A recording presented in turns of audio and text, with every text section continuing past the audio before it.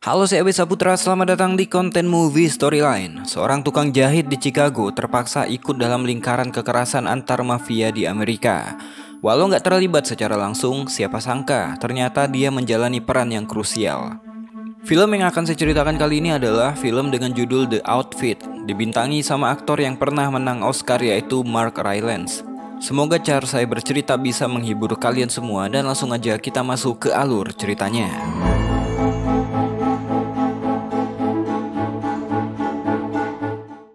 Film ini bersetting di Chicago tahun 1956, di mana ada seorang pria bernama Leonard Berling yang bekerja di sudut jalan Chicago sebagai seorang penjahit. Leonard adalah seorang penjahit profesional yang bisa dibilang banyak pelanggannya karena dia membuat setelan yang bagus. Di tempatnya bekerja, Leonard memperkerjakan seorang resepsionis, seorang wanita bernama Mabel. Leonard adalah seorang warga negara Inggris yang pindah ke Amerika setelah kebakaran menimpa tempat usahanya dulu hingga menewaskan istri dan anak perempuannya. Ketika Leonard ke Inggris, dia langsung mendapatkan pelanggan seorang mafia bernama Roy Boyle hingga dia diberikan tempat untuk membuka usahanya sendiri di Chicago. Leonard pastinya seringkali mendapatkan pelanggan dari kru mafia anak buah Roy. Di tempat ini, Roy juga membuat tempat transaksi rahasia bagi para anggotanya dan Leonard gak peduli dengan itu semua. Yang dia hanya inginkan adalah pekerjaan. Sehingga Leonard bisa dibilang gak ambil peduli dengan apa yang terjadi di tempatnya itu. Leonard tetap bekerja seperti biasa dan profesional. Suatu hari seperti biasa Richie Boyle, anaknya Roy, bersama Francis, orang kepercayaan ayahnya yang selalu datang mengambil amplop-amplop dari anggota mereka. Amplop itu berisikan informasi dan lain sebagainya. Di hari itu Francis mendapatkan amplop dari organisasi teratas bernama The Outfit. Amplop itu ditandai dengan simbol khusus di amplopnya. Karena ini informasi rahasia, Leonard pun disuruh keluar. Ketika di luar, Leonard bicara dengan Mabel. Perempuan ini udah lama bekerja dengan Leonard hingga Leonard menganggapnya seperti anaknya sendiri. Mabel punya impian bahwa suatu hari dia bisa keluar dari Chicago, pergi ke negara lain. Lagi asik ngobrol, Richie dan Francis pun keluar setelah selesai dengan urusan mereka. Leonard sebenarnya pernah menyarankan Mabel untuk dekat dengan Richie, tapi Leonard juga yang kemudian melarangnya karena Richie adalah anggota mafia dan mafia adalah orang yang berbahaya. Walaupun mereka dekat, tapi Leonard tetap mau Mabel suatu hari bisa keluar dari situ dan menggapai impian yang ingin dia capai. Setelah itu Mabel pun pergi setelah jam kerjanya selesai. Sementara Leonard tetap di tokonya menyelesaikan pesanan yang harus segera diselesaikan hingga dia ketiduran di ruang kerjanya. Sampai di tengah malam, dia terbangun karena mendengarkan ada orang yang masuk ke tokonya. Ternyata itu adalah Richie dan juga Mabel yang kemungkinan baru pulang dari kencan mereka. Mereka pikir mungkin Leonard udah pulang ke rumahnya, jadi mereka pun dengan santai ngobrol-ngobrol di sana. Waktu itu mood Richie lagi jelek karena Francis, orang yang selalu bersamanya, terlalu paranoid. Richie menceritakan bahwa di kelompok mereka ada yang menjadi pengadu untuk kelompok La Fontaines, mafia dari orang-orang warga negara Perancis. Roy, ayahnya Richie, terlalu percaya pada Francis hingga membuat Richie kesal. Kepercayaan itu dikarenakan Francis pernah mendapatkan 6 tembakan demi menyelamatkan Roy ketika pertempuran antara mafia. Sejak saat itulah Francis mendapatkan tempat di sisi Roy. Lagi dengerin pembicaraan mereka, Leonard gak sengaja menjatuhkan cincin hingga dia memutuskan untuk berpura-pura tidur di meja kerjanya. Karena merasa bahwa mereka bisa aja mengganggu istirahatnya Leonard, mereka pun memutuskan untuk pergi. Keesokan harinya, aktivitas berjalan seperti biasa. Mabel tetap bekerja menerima tamu, Leonard melayani pelanggannya, dan anggota mafia tetap mondar-mandir menaruh informasi di kotak ruang belakang. Hingga malam hari tiba, Richie dan Francis seperti biasa datang mengambil amplop-amplop itu. Salah satu amplop yang berasal dari The Outfit juga ada di sana. Ketika dibuka, amplop itu berisikan sebuah kaset dengan catatan bahwa kelompok mereka punya pengadu. Suatu hari di tengah malam ketika asik bekerja, ada yang memencet bel pintu tokonya. Ternyata itu adalah Richie dan Francis. Richie mengalami luka tembak di perutnya. Francis pun kemudian menyuruh Leonard untuk membantunya mengurus Richie.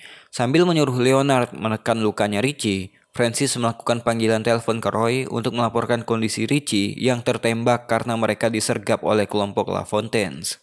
Karena nggak mungkin mendatangkan dokter di malam itu, mengingat keadaan juga berbahaya di luar sana, Francis memaksa Leonard untuk menjahit luka Richie. Richie menolak, tapi Francis tetap memaksa hingga menodongkan pistol pada Leonard. Francis saat ini lagi nggak percaya pada siapapun, termasuk Leonard, karena adanya pengadu dalam organisasi mereka.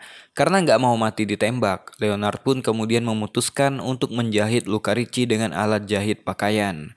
Richie pun pingsan karena nggak bisa menahan sakit karena jahitan yang dilakukan oleh Leonard. Setelah menjahit luka tembaknya, akhirnya Richie terselamatkan dari risiko kehabisan darah.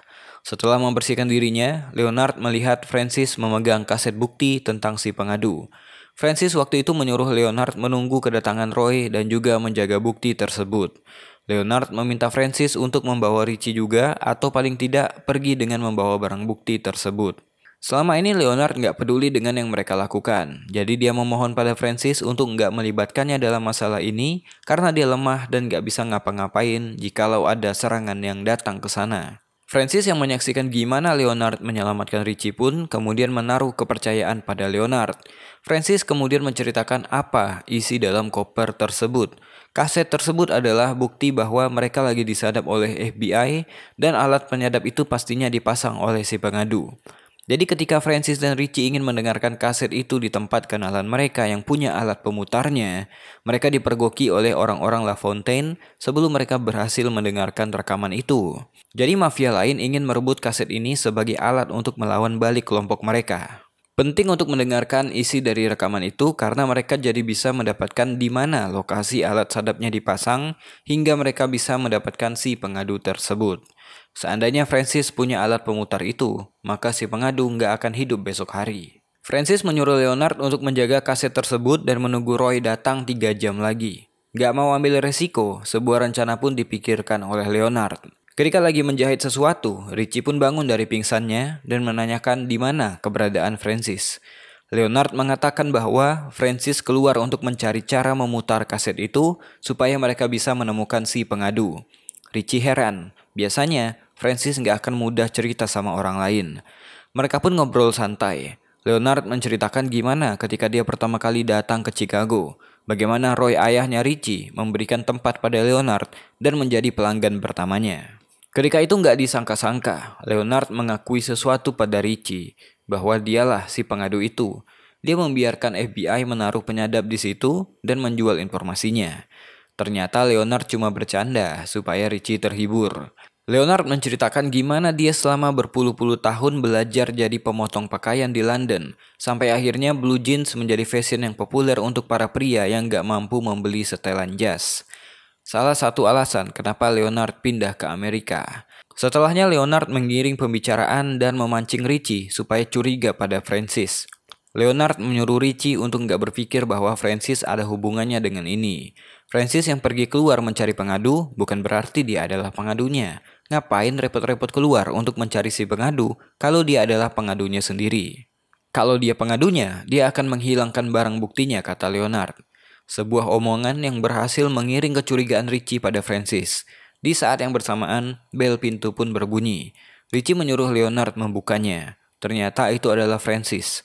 Leonard pun mengabari kalau Richie udah sadar, tapi bisa jadi kondisinya pusing karena kehilangan banyak darah. Leonard mengatakan bahwa Richie terus bicara tentang pengadu yang mereka cari-cari, bahwa Richie udah tahu siapa pengadunya, bahwa Richie mengatakan bahwa Francis nggak bisa mengelabuinya. Ditambah lagi, Richie mengotak-ngatik koper yang Francis tinggalkan. Leonard berkata, dia nggak pernah meninggalkan Richie kecuali saat ini karena membukakan pintu untuk Francis. Leonard dengan kecerdikannya berhasil membuat kedua orang ini menaruh kecurigaan satu sama lain. Francis berkata bahwa dia kembali untuk mengambil kaset itu untuk diputar di tempat temannya. Richie pun ingin ikut tapi Francis melarang karena Richie lagi nggak dalam kondisi yang baik. Richie lalu jadi tambah curiga. Dia mengajak Francis untuk menunggu ayahnya datang supaya mereka bisa mendengarkannya bersama-sama. Tapi Francis lagi-lagi menolak dengan alasan semakin lama mereka membiarkan si pengadunya hidup, maka ayahnya Richie jadi dalam bahaya. Richie pun memanas-manasi Francis bahwa Roy adalah ayahnya, sedangkan ayah Richie cuma penjual tomat yang udah meninggal karena nggak jadi apa-apa. Francis pun ketrigger. Dia tetap mau mengambil kopernya, tapi mendapatkan konfrontasi dari Richie. Mereka kemudian berebut koper itu hingga kopernya terlempar dan terbuka. Mereka masing-masing kaget karena nggak ada isinya di sana. Richie tentu aja berpikir bahwa benar Francis menghilangkan barang bukti karena mungkin Francis lah si pengadunya. Tapi Francis juga berpikir bahwa Richie yang menyembunyikan kaset itu. Akhirnya kecurigaan mereka atas masing-masing malah makin menjadi-jadi. Setelah mereka lagi dalam keadaan tenggang, kaki Leonard nggak sengaja tersentuh barang yang membuat perhatian Richie teralihkan. Francis menggapai senjatanya, Richie menembak Francis tapi meleset. Sebagai gantinya, Francis berhasil mengenai leher Richie. Karena hal tersebut, Richie pun meninggal. Setelah Richie mati, Francis sibuk mencari kaset yang dia pikir Richie sembunyikan.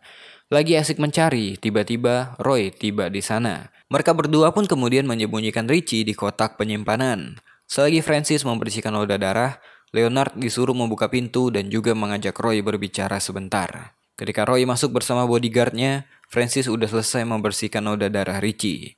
Roy bertanya keberadaan Richie, tapi Francis mengatakan bahwa dia pikir Richie bersama Roy karena Richie keluar mencari Roy dengan membawa kasetnya. Mendengarkan hal itu, Roy kaget. Gimana bisa Francis membiarkan Richie pergi sendirian dengan luka di tubuhnya dan gak menjaganya? Francis berdalih bahwa Richie adalah Richie. Dia bebas pergi kemanapun dia mau dan gak bisa dilarang. Apalagi mungkin Richie ingin membuktikan dirinya sendiri pada ayahnya. Mendengarkan hal itu dari Francis, Roy seakan gak percaya. Jadi dia pun mencoba melakukan panggilan telepon. Karena Richie gak ada di markas mereka, akhirnya Francis berinisiatif untuk mengajak Roy mencari Richie dimanapun kemungkinan dia berada. Roy pun setuju, tapi dia cuma menyuruh Francis pergi sendirian. Sementara dia menunggu di situ, siapa tahu ada kabar lewat telepon. Francis pun mau nggak mau tetap pada permainannya untuk berpura-pura keluar mencari Richie. Tinggallah Leonard bersama Roy, ancaman yang lebih besar. Ketika lagi menjahit di belakang, Roy mendatanginya. Mereka ngobrol santai tentang sejarah mereka. Leonard menceritakan tentang guntingnya, alat yang dia bawa pertama kali ke Chicago, sedangkan Roy menceritakan senjatanya yang udah membantunya membunuh banyak orang dan juga membantunya membangun organisasinya. Roy juga menceritakan tentang The Outfit, organisasi mafia tertinggi yang ditenggelkan oleh Al Capone, mafia dan gangster paling terkenal di Amerika. Roy menceritakan bahwa The Outfit menyukai style kelompok Roy, jadi The Outfit menyuruh Roy untuk menyelesaikan apa yang dia mulai, yaitu menghabisi semua anggota La Fontaine karena orang-orang Prancis itu merusak Chicago yang udah mereka bangun. Untuk itulah Roy butuh rekaman itu supaya nggak jatuh ke tangan yang salah. Jadi Roy bertanya pada Leonard, kenapa Richie pergi tanpa membawa mantelnya? Karena nggak mungkin Richie pergi tanpa mengenakan mantel di musim dingin seperti ini. Roy yakin Leonard menyembunyikan sesuatu. Jadi dia mengancam Leonard untuk memberitahunya. Mau nggak mau Leonard pun mengatakan bahwa Francis menyuruhnya berjanji nggak mengatakan yang sebenarnya karena dia diancam akan dibunuh. What really happened to Richie is that Francis shot. Leonard kaget karena Francis membawa Mabel. Francis mengatakan mungkin Mabel tahu di mana Richie berada. Roy menyuruh Leonard menyelesaikan omongannya yang belum selesai tentang Francis yang menembak seseorang. Leonard sadar bahwa dia harus mengganti pernyataan demi keamanan Mabel. Jadi Leonard mengatakan bahwa Francis menembak 4 anak buah La Fontaine, sedangkan Richie nggak menembak satupun. Richie menganggap bahwa itu adalah hal yang memalukan, jadi dia memilih untuk keluar dan membayar kesalahannya. Leonard mau nggak mau membuat kebohongan lain karena berusaha menyelamatkan Mabel, tapi Francis malah mengiring Mabel ke posisi yang nggak menguntungkan. Francis yakin bahwa ketika Richie pergi, dia singgah ke tempat Mabel karena Richie adalah pacarnya. Francis mengatakan bahwa dia melihat noda darah di karpetnya Mabel. Jadi Roy pun memanggil Mabel dan memaksa Mabel untuk mengatakan di mana keberadaan Richie yang sebenarnya. Francis seperti mencari kambing hitam. Dia meyakinkan Roy bahwa mungkin si pengadunya adalah seorang perempuan yang berpura-pura dekat dengan Richie, supaya Richie membocorkan rahasia organisasinya dalam pembicaraan yang mesra. Akhirnya Mabel pun diinterogasi. Melihat keadaan jadi berbalik, Leonard pun putar otak. Dia kemudian berpura-pura pergi supaya Francis dan Roy mencegahnya. Karena memang gak boleh ada yang pergi sebelum Richie ditemukan. Leonard menceritakan bahwa alasan dia ke Chicago bukanlah blue jeans, tapi istri dan anaknya meninggal karena tempat usahanya kebakaran dan gunting yang dia bawa adalah hadiah dari mendiang istrinya. Leonard sebenarnya berencana ingin mengatakan yang sebenarnya tentang keberadaan Richie yang ada di kotak, tapi suara telepon menghentikannya. No matter how much you want, Go get it. Roy kemudian menyuruh Leonard mengangkat telepon. Leonard mendapatkan jalan untuk menyelamatkan Mabel. Jadi dia mengatakan bahwa yang menelpon tadi adalah Richie. Richie mengabarkan tengah bersembunyi dari LaFontaine dan rekamannya aman bersamanya. Leonard menuliskan alamat supaya Roy bisa pergi ke sana karena Richie menunggunya dalam 20 menit. Mendengarkan pernyataan dari Leonard, Francis tentunya terheran-heran apa yang berusaha dimainkan oleh Leonard. Roy pun mengajak anak buahnya untuk pergi menjemput Richie. Tapi Francis yang tahu sebenarnya meminta pada Roy untuk menunggu di sana. Jaga-jaga ada kejadian yang gak terduga. Apalagi Leonard dan Mabel belum bisa dipercaya. Roy pun setuju. Karena Francis gak jadi pergi dari sana, Leonard kembali memutar otak. Francis menyuruh Leonard jujur siapa yang tadi menelponnya. Leonard mengatakan bahwa itu anak buahnya Roy mengabari bahwa Richie belum ditemukan. Jadi Leonard memberikan alamat palsu pada Roy. Francis gak percaya, jadi dia menodongkan pistolnya pada Mabel supaya Leonard mengatakan semua rencananya. Leonard pun mengatakan bahwa Roy dan anak buahnya kini menuju ke penyergapan LaFontaine. Francis bertanya-tanya dong, gimana ceritanya LaFontaine bisa tahu alamat itu? Jadi Leonard pun membuka kartu bahwa Mabel akan memberitahu LaFontaine tentang alamat itu karena selama ini Mabel lah si pengadu yang mereka cari-cari. Leonard ternyata selama ini tahu bahwa Mabel menjual informasi pada LaFontaine supaya dia bisa keluar dari Chicago. Tapi karena khawatir ditangkap anak buah Roy terutama Francis, jadi Mabel membantu FBI memasang penyadap supaya anggota Roy ditangkap sebelum mereka menemukan Mabel. Tapi Mabel nggak menyangka satu hal, bahwa The Outfit tahu bahwa ada penyadapan. Sehingga Mabel kembali menghubungi LaFontaine kembali, berharap LaFontaine dan Roy saling menghabisi satu sama lain sebelum mereka menemukan Mabel. Setelah mendengarkan penjelasan dari Leonard, Mabel pun mengakui bahwa dia adalah si pengadu yang dicari-cari. Francis kaget dengan kebenaran itu. You were the fucking rat? You got your hustle, I got mine. Leonard pun mengatakan bahwa dialah yang menyembunyikan rekaman itu di jas yang dari tadi dia jahit. Jadi Leonard pun memberikan Francis dua opsi. Jika Mabel nggak menelpon LaFontaine, maka Roy akan kembali dan membunuh mereka semua karena Richie nggak bisa ditemukan, atau membiarkan Mabel memberitahu alamat dan juga memberikan rekamannya supaya LaFontaine menghabisi Roy dalam penyergapan. Sebagai gantinya, Francis yang akan menjalankan organisasi ini menggantikan Roy. Awalnya Francis nggak mau mengkhianati Roy, tapi nggak ada pilihan lain. Jadi Francis pun menyuruh Mabel menelpon LaFontaine. Mereka berdua pun kemudian mendengarkan Mabel berbicara dalam bahasa Prancis mengabari LaFontaine terkait lokasi Roy yang menuju alamat palsu tadi. Ditambah lagi, Mabel mengatakan LaFontaine ingin membeli rekaman itu dalam 1 jam lagi. Leonard kemudian memberitahu hal yang sebenarnya terjadi pada Richie. Tentunya Mabel kaget melihat bekas pacarnya ada di dalam kotak. Singkat waktu, LaFontaine pun datang. Francis merencanakan untuk membunuh Madame LaFontaine, ketua organisasi. Jika uangnya sudah pas, maka Francis akan keluar dan membunuh mereka semua. Sebelum itu, Mabel juga mengatakan pada Leonard bahwa Francis pastinya akan membunuh mereka berdua juga setelah ini. Jadi ketika LaFontaine datang, Leonard kembali memutar otak untuk menyelamatkan dirinya dan juga Mabel dari Francis. Tanpa basa-basi, LaFontaine membawa sekotak uang yang banyak. Sebelum sinyal diberikan, Leonard langsung ambil alih permainan. Are you trying to rob us? Where's the money? We're not showing you the tape until we see the money. Madame LaFontaine langsung ikut dalam permainan dan berhasil memancing Francis keluar dari persembunyiannya. Francis awalnya mencoba untuk bernegosiasi, namun gagal karena Madame LaFontaine mengeksekusinya sebelum Francis menekan pelatuknya. Madame LaFontaine kagum dengan Leonard. Gimana bisa menebak isi kepala seorang penjahit yang selama ini cuma mengamati dan berdiam diri. Rekaman pun diberikan, mereka mendapatkan sekotak uang untuk memulai kembali. Setelah semuanya berakhir, Mabel masih khawatir gimana nanti The Outfit mengejar mereka. Karena mereka mencuri rekaman yang semua orang cari. Kemudian tiba-tiba Leonard membuka rahasianya. Rekaman yang diberikan pada LaFontaine adalah rekaman palsu. Leonard menggunakan alat penyadap yang dia temukan untuk membuat rekaman tentang tutorial cara menjahit. Ternyata selama ini The Outfit gak pernah dengar tentang organisasi yang dipimpin oleh Roy Boyle. Ternyata selama ini Leonard juga yang mengirimkan surat palsu atas nama The Outfit sehingga mereka percaya. Leonard kemudian mengambil alat penyadap FBI dan mengatakan bahwa rekaman barusan adalah rekaman tentang yang terjadi hari ini. Dia menyerahkannya pada Mabel untuk diberikan pada anggota FBI. Itu udah cukup untuk menghukum anggota Roy yang tersisa dan juga bukti yang kuat untuk menangkap Madame LaFontaine karena membunuh Roy Boyle.